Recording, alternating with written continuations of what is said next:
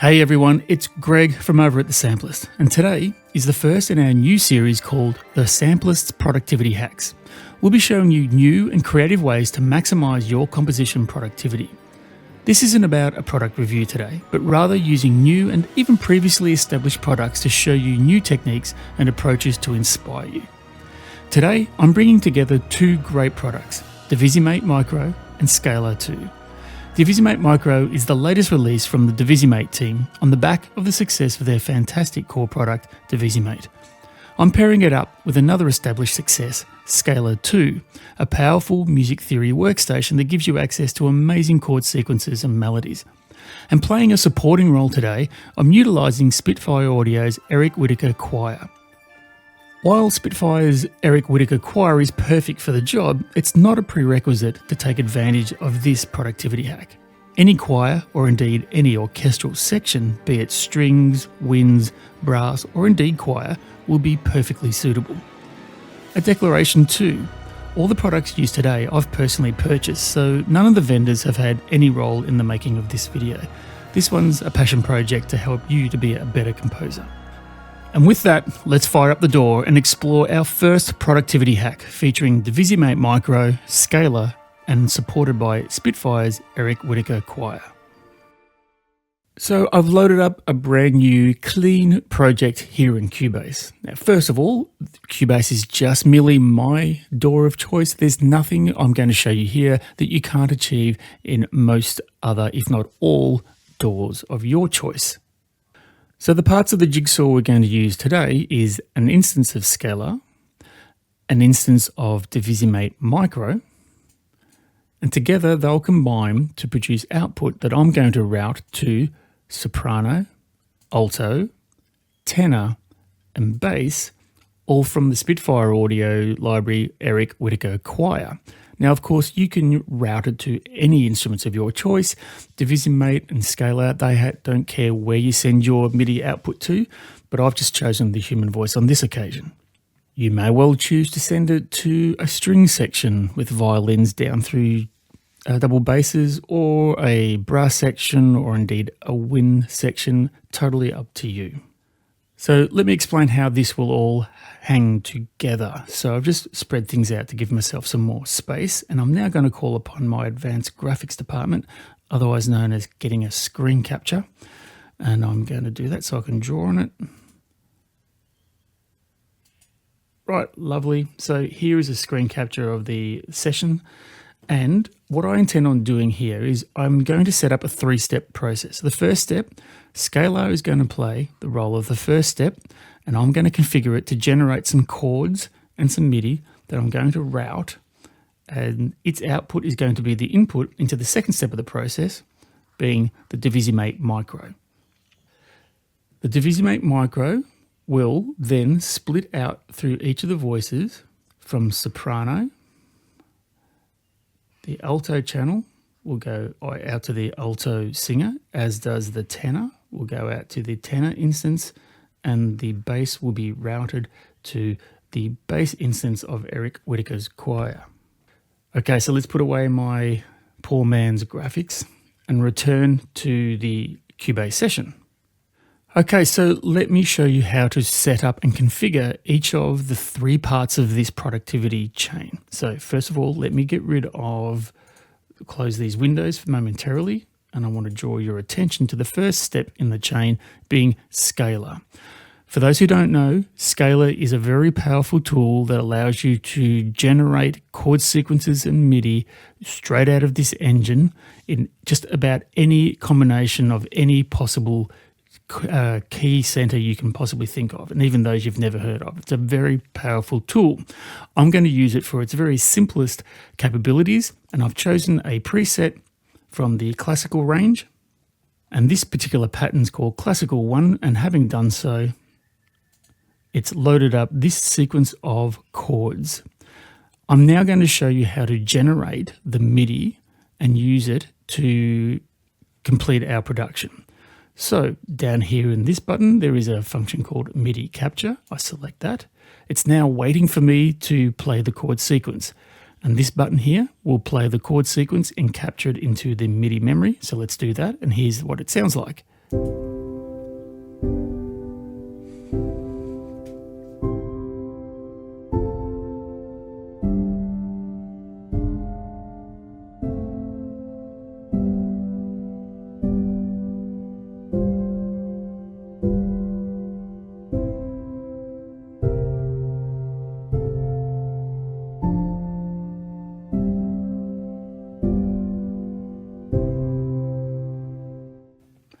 Okay, lovely. We've now captured the MIDI. I can stop it and it says it's now ready to drag. And this is cool. So what I'm going to do is I'm going to use this button, hold it down, and I'm going to drag out the MIDI that was generated. I'm going to plonk it into the channel called Divisimate Micro. Et voila, there is our MIDI that's been generated all on one particular track. I've dropped it into the track associated with Divisimate Micro, essentially linking the two. The output from the scaler has now become the input to Divisimate Micro. But before we go any further, we should talk a little bit more about Divisimate Micro and how to set it up in readiness for its role to play. So I've configured an instance of Divisimate Micro into 4 voices, as we said earlier, soprano, alto, tenor, and bass. That's going to be configured out to each of the 4 instances of the Eric Whitacre choir. Drawing your attention momentarily here to each of the 4 instances of the Eric Whitacre choir, you'll notice that in the instrument settings, and again, I'm trying to use generic language for those who aren't familiar with Cubase, but for each of the inputs of each of the Eric Whitacre choir instances, I've routed the input to be the port number coming from Divisimate. So these ports here are called soprano, alto, tenor, and bass, but they're logically sequenced in port 1, port 2, port 3, and port 4. So in the soprano, its input, which is what this is about, is the output of port 1, hence I've selected that. Likewise, on the alto instance, the input to the alto instance of the choir is the output of Divisimate port number 2, representing this port here. Likewise, tenor, Divisimate port 3, and the bass, Divisimate port 4. So now, having configured our Divisimate across the 4 voices of the Eric Whitacre choir, we've completed the chain. I'm now going to play for you in real time the MIDI that we captured out of Scaler, as per here, you can see. And the Divisimate Micro engine will, in real time, drive the MIDI and separate and divisi them out across the 4 voices in real time. So I will arm the soprano, alto, and tenor, and bass, and I'll simply press play, and this is what we get.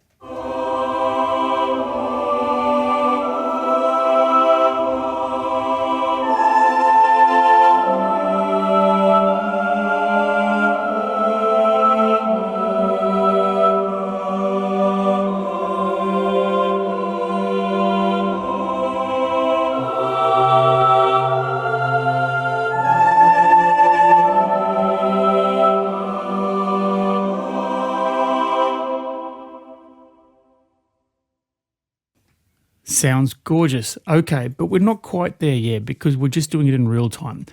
What I want to do is I want to record the output of Divisimate Micro so I can manipulate each of the individual tracks from soprano, alto, tenor, and bass. To do that, I'm going to return back to the start. I'm going to arm each of the destination tracks, that being the output to the Divisimate Micro engine, and let the engine do its thing. So here we go.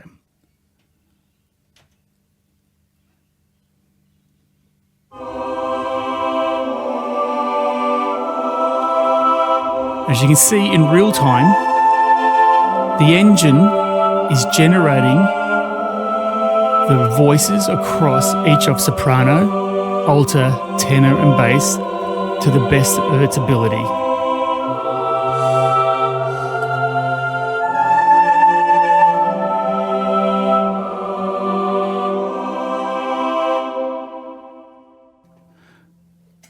So what we have now is each of the individual voices. This is the soprano, here's the alto, and the tenor, and the bass, all individually split out from the input MIDI that we had at the start. So Divisimate has done its work. That has saved us a whole power of pain in trying to record each one of them individually. Now, a little thing I'm going to try and do here very quickly is I'd like to put these into the soprano voice. This one here, I'm going to change all these notes. This is a little feature of Cubase so I can see on the screen based on the voice type here. So this being the tenor, I'm going to make all these notes part of the tenor, which shows up green. And then here in the bass, I'm going to show them as the bass, which shows them as brown. So if I select all of them, I now have on my staff the final completed MIDI generated by Divisimate Micro in all its glory. Lovely split out, and you can see how it works its way across. So what this means is we can now go in and individually manipulate and change, if we need to, any of the MIDI. If you're happy with the result, your job is now done. So to recap, we've completed our chain of sequence. So returning to our poor man's graphic from earlier of a screenshot, we've successfully configured Scaler and used it to generate input that will go into Divisimate Micro, and then each of the Divisimate Micro is been routed out to each of the 4 voices of the choir. But we can go one step further.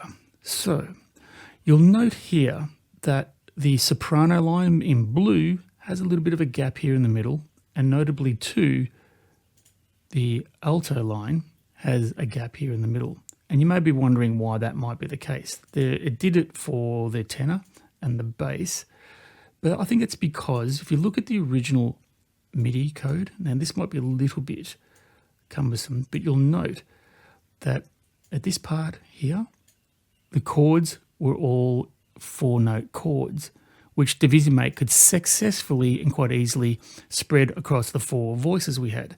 But Scaler in some parts decided to generate just 3-note chords here in the middle. So Divisimate has to say, well, I've only got 3 notes, but I've got 4 voices. So which of the 4 voices will get a note? And it's chosen to do so based on its range and also what's known as the bottom-up approach. So it's gone for the bass, the tenor, it's missed the alto, and given some notes to the soprano. And then a little further on, you'll notice here at this point, we've still got 3-note chords.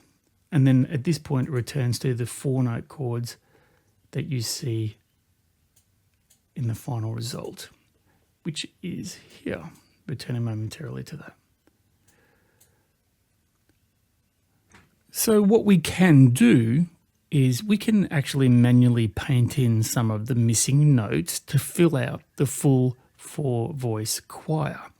So that's going to rely on us to understand a little bit of chord theory. So this might be a little bit more of an intermediate step up. It sounds perfectly fine without the full 4 voices, but sometimes it feels like there might be a bit of a gap here in the middle. So I'm going to paint in some manual notes to help the alto fill out the voices. And in order to do that, what I like to do, I need to obviously choose notes that fit within each of the chords that these represent.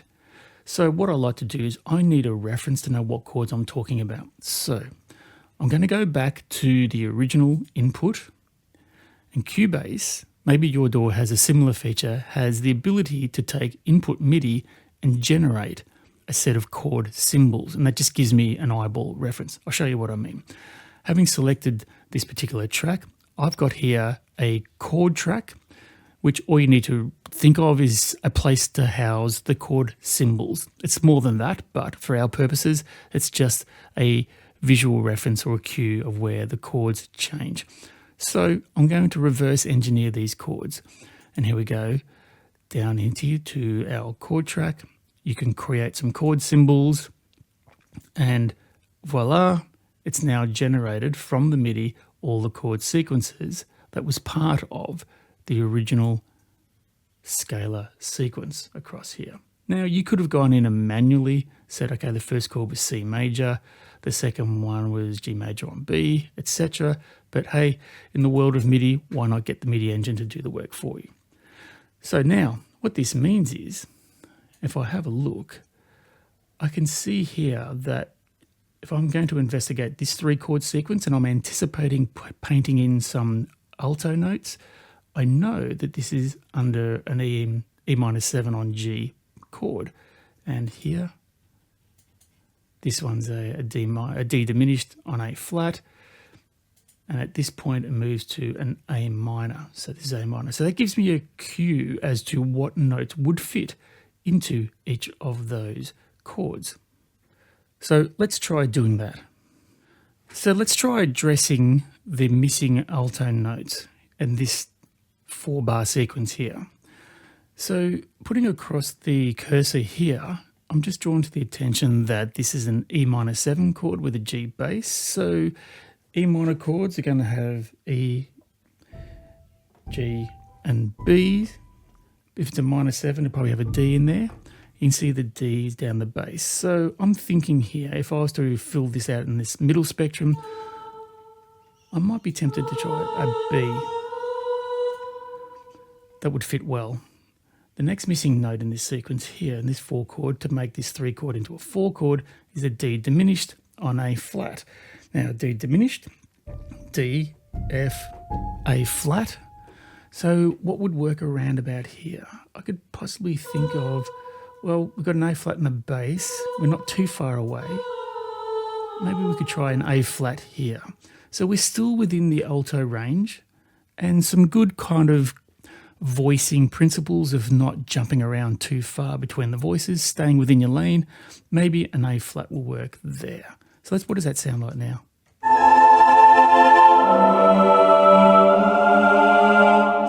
Beautiful, sounds lovely. And the next one is an A minor. We have an E note in the soprano, a C in the tenor, and an A in the bass.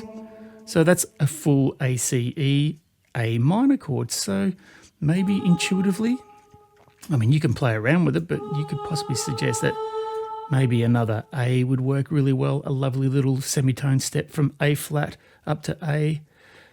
Here, we're back to an E minor on G again. Again, keep it safe. You could return to, let's say, why don't we make it possibly a G? Or maybe it could be the original B we had earlier. Maybe we'll go with the B. All right, so what does that sound like for this Sage?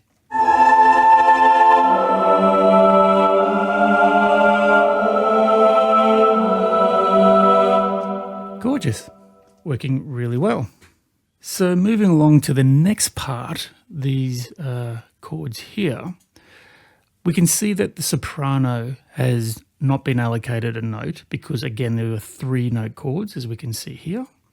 And the engine has decided to give it to the tenor, the bass, the tenor, and the alto. So we could paint some soprano on top. So this chord here, it's a classic G chord.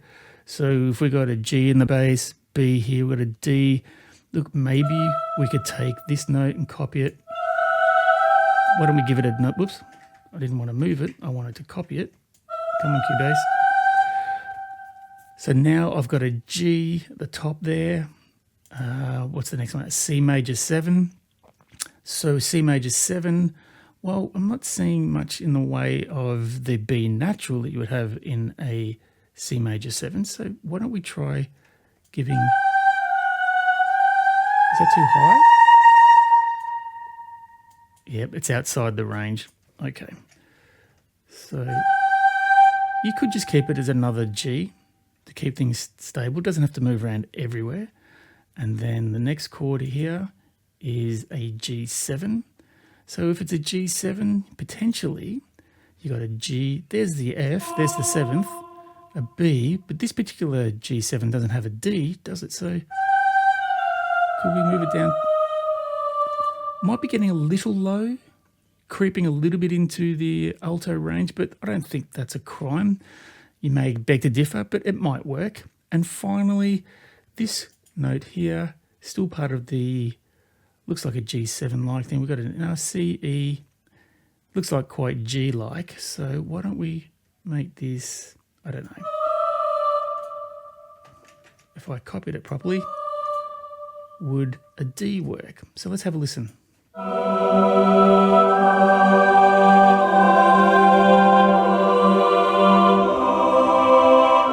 Yeah, it seems to work. But again, you can play with whatever you like. So we've just painted in some more soprano notes. Now these notes, noting down here, you don't always have to have a 4-note chord. You can give one of your singers a rest for a bar or two, but let's keep completing this picture. So we've got a C in the bass, G, B flat, and E. Seems very part of an E7 chord, a C7 chord. That's great. Now here, it's telling us it's an F on C. Okay, so we're missing a tenor. So in the tenor range, we're missing this. So I might just copy this note across. So if this is an F on C, could we maybe make this, maybe if I give the tenor another C here, that could work. And this chord here is a D minor on F. So here's our F in the bass. And the D minor, well, it's missing an F here in the middle. And you'll note that brown, green, the missing one is red, which is our alto. So I'm going to take the alto singer, and maybe I could move that up to, would a D work? I wonder, possibly, but hang on, I need to copy it, not move it. This is getting a little bit low in the range, but it could work. I'm not sure. You could experiment. You could probably even get away with a C if you want to be a little bit daring. I wonder if that would work.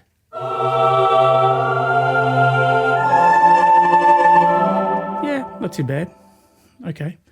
And finally, I think we're getting towards the end here. This is a C on G. So around about this range here, we're trying to build a C chord with a G bass, C, E, G. And again, it's the alto range that's missing. Maybe you could probably keep it as a C. So the alto continues on.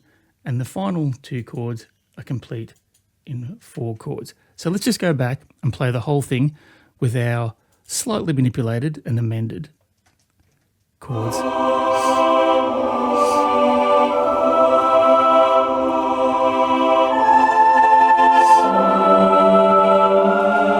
Actually, that's worth noting.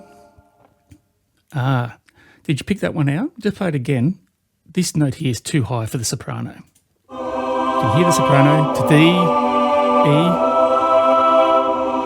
but nothing there. It's a bit too high. So let's just return to this. It's a C chord. We're in pretty safe territory. So why don't we take this down? I think G works.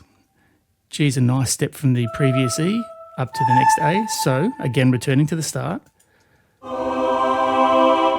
Let's just solo the soprano.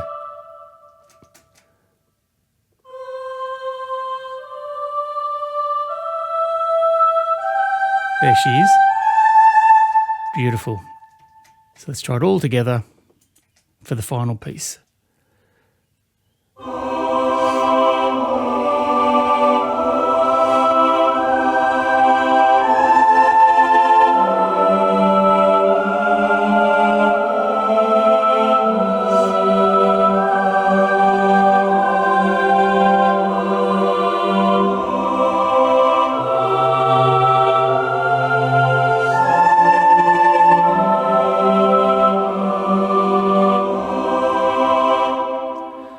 So there you have it. We've generated all our MIDI and we've done some hand painting. Now, I think what's really lovely about this process is it also is a great teaching tool to help teach you and understand voice writing for different voices, as we've done here. So it's great to help you sort of tighten up your music theory, to understand each of the chords and the notes, how to transition from one voice to the other. Again, I'm not an expert at it. I'm sure there are some much more sophisticated ways we could have placed some of these voicings, but that's part of the fun. But at the end of the day, what we've succeeded in doing today is that we have managed to, going back to my awful graphics capture from earlier, is that we've used Scaler to generate a chord sequence. We've split that out, I beg your pardon, we've copied that output into the input of the Divisimate Micro, and it has done its engine and split it out across soprano, alto, tenor, and bass to provide us with a lovely finish. So that wraps up today's video. Hope you enjoyed the first in our new series called the Sampleist Productivity Hacks, where we'll continue to drive new creative ways to utilize the best of the tools and libraries that you have. And if you enjoyed this sort of content, let us know by giving us a big fat thumbs up. And if you haven't already, be sure to subscribe to the Sampleist, ring the notification bell, and you'll be on top of the next in this series of productivity hacks, as well as our ongoing series of the latest in virtual instruments. And with that, all that's left for me to say is thanks once again for joining me. This is Greg Revell from the Sampleist, urging you as always to find your sounds and find your soul. See you on the next one.